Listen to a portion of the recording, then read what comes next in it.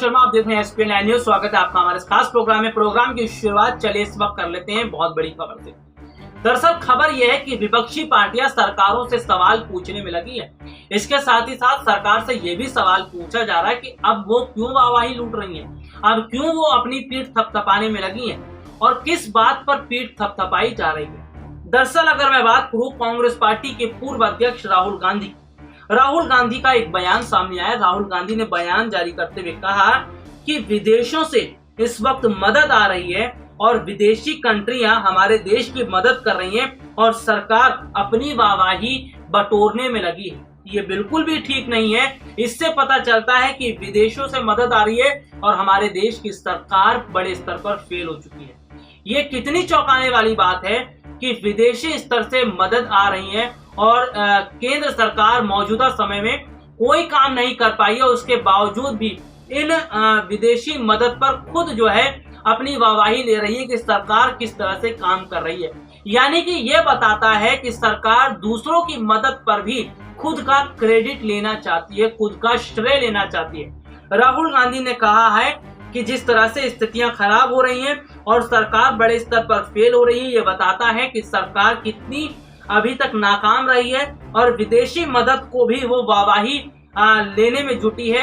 ये बताता है कि सरकार केवल अभी तक वाहवाही लेने में ही जुटी रही और जनता की तरफ ध्यान नहीं दिया। बीते दिनों भी राहुल गांधी का बयान सामने आया था जिसमें उन्होंने कहा था कि अब जो कोरोना संक्रमण के मामले हैं वो लगातार ग्रामीण क्षेत्रों में फैल रहे हैं, जिससे स्थितियां और खराब हो रही हैं। टेस्टिंग को लेकर बात कही गई कि ग्रामीण इलाकों में तो टेस्टिंग तक नहीं हो रही है और ग्रामीण इलाकों में अस्पताल तो छोड़िए, वहां पर सही ढंग से चीजें भी लोगों को नहीं मिल पा रही है। यानी कि इतनी बुरी हालत है, अस्पताल तो है ही नहीं, इसके साथ ही साथ डॉक्टर्स की भी कमी ग्रामीण इलाकों में कितनी है अब आप ये भी समझ सकते हैं। जिस तरह से ग्रामीण इलाकों में सबसे ज्यादा महामारी फैलती नजर आ रही है। चलिए मैं एक रिपोर्ट आपको दिखाता हूँ। राहुल गांधी ने मोदी सरकार पर निशाना साधते हुए क्या कुछ कहा और साथ ही साथ ये भी बताया कि सरकार विदेशी मदद पर भी खुद क्रेडिट लेती हुई नजर आ रही है। देखिए ये खास रिपोर्ट। देश में कोरोना संक्रमण के मामले लगातार तेजी से बढ़ते जा रहे हैं। ऐसे में देखने को मिल रहा है कि विदेशी स्तर से भारत के लिए मदद पहुंचाई जा रही है। जी हां, अभी तक बात करें भारत को मदद पहुंचाने में अमेरिका, रूस, नेपाल जैसे अन्य कई देशों की तरफ से मदद आ रही है। लेकिन सबसे बड़ी बात तो है कि जिस तरह से इन मदद पर भी सरकार अपनी पीठ थपथपाने की कोशिश कर रही है। ऐसे में इसे देखते हुए कांग्रेस पार्टी के नेता राहुल गांधी ने जमकर मोदी सरकार पर निशाना साधा। कांग्रेस नेता राहुल गांधी ने कोरोना संकट के बीच विदेशों से मिल रही मेडिकल सहायता को लेकर केंद्र सरकार पर निशाना साधा। उन्होंने कहा कि विदेशों से मिल रही सहायता पर भारत सरकार का बार बार खुद को शाबाशी देना दयनीय है। अगर सरकार ने अपना काम किया होता तो ये स्थिति नहीं होती। भारत में कोरोना वायरस के लगातार बढ़ते मामलों के बीच दुनिया के कई देश ऑक्सीजन कंसंट्रेटर और ventilators, remdesivir, face mask, test kit और अन्य जरूरी मेडिकल सामानों के जरिए भारत की मदद कर रहे हैं। राहुल गांधी ने ट्विटर पर लिखा, विदेशी सहायता पाने पर केंद्र सरकार का बार बार छाती ठोकना निराशाजनक है। सरकार ने अपना काम किया होता तो ऐसी नौबत नहीं आती। देश में कोविड-19 संक्रमण की स्थिति को लेकर राहुल गांधी केंद्र सरकार पर लगातार निशाना साध रहे हैं। इससे पहले बीते दिनों उन्होंने सेंट्रल विस्टा प्रोजेक्ट के तहत निर्माण कार्य जारी रखने को लेकर सरकार पर हमला बोलते हुए कहा था कि देश के प्रधानमंत्री को आवास नहीं बल्कि सांस लोगों को देनी चाहिए। केंद्रीय स्वास्थ्य मंत्रालय ने बीते रविवार को बताया कि 27 अप्रैल से 28 मई के बीच विदेशों से मदद के रूप में 6,738 oxygen concentrator, 3,856 oxygen cylinder, 16 oxygen generation plant, 4,688 ventilator मशीनें व 3 लाख शीशियां रेमडेसिविर की भेजी गई हैं। केंद्र सरकार ने दावा किया कि विदेशों से प्राप्त होने वाली इस सहायता सामानों के प्रभावी आवंटन और जल्द वितरण एवं सप्लाई के लिए एक सुव्यवस्थित और सुनियोजित सिस्टम तैयार किया गया है और इसे लगातार राज्यों तक भेजा जा रहा है। स्वास्थ्य मंत्रालय ने एक बयान जारी करते हुए बताया था, राज्यों राज्यों और केंद्र शासित प्रदेशों को तुरंत मेडिकल सामानों का आवंटन कर खेप भेजी जा रही है। यह प्रक्रिया लगातार चल रही है। केंद्रीय स्वास्थ्य मंत्रालय लगातार इसकी निगरानी भी कर रहा है। सरकार ने कहा कि यह सुविधा तृतीय श्रेणी के कोविड देखभाल संस्थानों और सहायता प्राप्त करने वाले राज्यों, केंद्र शासित प्रदेशों की स्वास्थ्य व्यवस्था के बुनियादी ढांचे में बढ़ोतरी करेगा।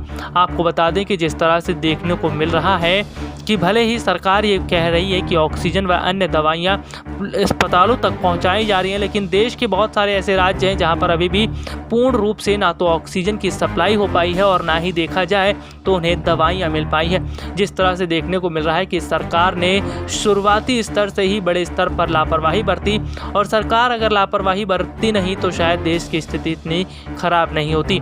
ऐसे में विपक्षी पार्टियां भी ये कह रही हैं कि जिस तरह से देश की इतनी खराब हालत हो चुकी है कि अब छोटे देश भी हमारे देश की मदद कर रहे हैं, लेकिन उसके बावजूद भी सरकार का ध्यान देश की स्थितियों पे नहीं बल्कि सेंट्रल विस्टा प्रोजेक्ट पर है। बीते दिनों ममता बनर्जी ने भी कहा था कि पीएम मोदी आवास और संसद भवन बनाने के लिए जितनी बड़ी राशि खर्च हो रही है, अगर उतनी ही बड़ी राशि के लिए देश की जनता के लिए दिया जाता तो शायद देश की स्थिति सुधर सकती थी। तो देखा आपने कि सरकार विदेशी मदद पर भी पीठ थपथपा रही है।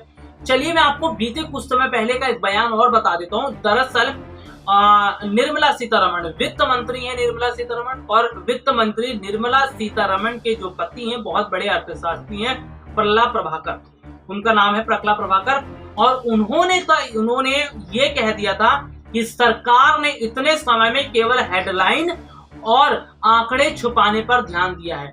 उन्होंने कहा था कि देश की अर्थव्यवस्था कितनी खराब हो चुकी है ये सरकार छुपाने में लगी। उन्होंने तो यहाँ तक कहा था कि देश के पूर्व प्रधानमंत्री मनमोहन सिंह के समय में भी हमारे देश की आर्थिक स्थिति इतनी खराब नहीं थी जितना मौजूदा सरकार के समय में देश की आर्थिक स्थिति खराब है।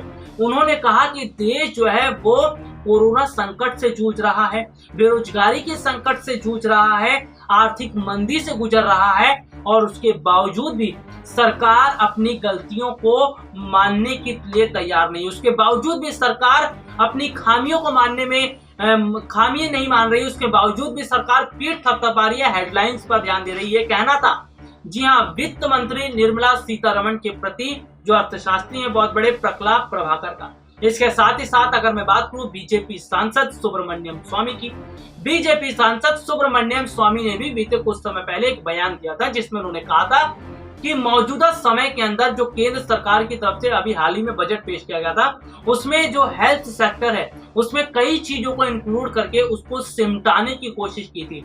यानी कि केंद्र सरकार जो है हेल्थ सेक्टर को छोटा कर चुकी थी और हेल्थ सेक्टर पर जो बजट लगना है उसको कम किया था। इससे साफ पता चलता है कि सरकार जो है वो पूरी तरह से हेल्थ सेक्टर पर ना तो ध्यान दे रही थी और ना ही देश की जनता पर ध्यान दे रही थी, बल्कि सरकार का पूरा ध्यान तो केवल प्राइवेटाइजेशन पर था और इसके साथ ही साथ देश को अंधकार में झोंकने का था। लेकिन अब देश की जनता के सामने सच आता नजर आ रहा है और कुल मिलाकर अगर देखा जाए तो अब बीजेपी के अपने मंत्री ही निशाना साध रहे हैं। चलिए एक रिपोर्ट और आपको दिखाता हूँ, एक खबर और मैं बता देता हूँ। दरअसल देखने को मिला कि केंद्रीय मंत्री जो है केंद्रीय मंत्री जिन्होंने योगी सरकार को चिट्ठी लिखी, जी हाँ योगी सरकार को उन्होंने चिट्ठी लिखी और चिट्ठी लिखते हुए उन्होंने बताया कि उत्तर प्रदेश में कितनी खराब हालत देखने को मिली, कितनी बड़ी कालाबाजारी उत्तर प्रदेश में दवाइयों को लेकर है, ऑक्सीजन को लेकर है। ये केंद्रीय मंत्री हैं और केंद्रीय मंत्री ने साफ तौर पर यह बताया था कि योगी सरकार उत्तर प्रदेश में फेल हुई है। और सबसे बड़ी बात है कि जिस तरह से चिट्ठी लिखकर उन्होंने ये बताया था इससे पता चलता है कि सरकारें राज्य स्तर पर भी फेल हुई हैं और केंद्र सरकार तो बड़े स्तर पर फेल हुई है। और साल 2014 से लेकर 21 तक अभी तक सरकार की नाकामी ही देखने को मिलती आई है और सरकार अब गलतियां छुपा रही है। लेकिन अब बीजेपी के अपने ही नेता सरकारों पर उंगली उठा रहे हैं और सरकार से सवाल पूछ रहे हैं। चलिए आज के लिए इतना ही, आपसे फिर मुलाकात होगी, तब तक के लिए इजाजत दीजिए, नमस्कार।